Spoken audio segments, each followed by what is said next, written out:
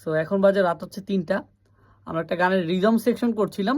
Basically আমরা অনেকভাবেই rhythm সেকশনগুলো করে থাকি। মাঝে মধ্যে আমরা মিডি থেকেই বেশিরভাগ সময় আমরা হচ্ছে গিয়ে ড্রামস বাজাই বা অন্যান্য পারকাশনস ইনস্ট্রুমেন্ট যেগুলো লাগে এগুলো আমরা বাজাই।